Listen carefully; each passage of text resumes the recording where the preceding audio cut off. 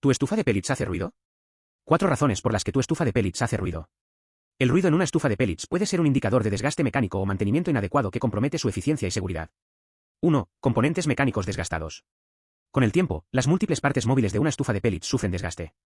Los movimientos repetitivos pueden aflojar conexiones, generando vibraciones y ruidos característicos, especialmente en modelos con años de uso.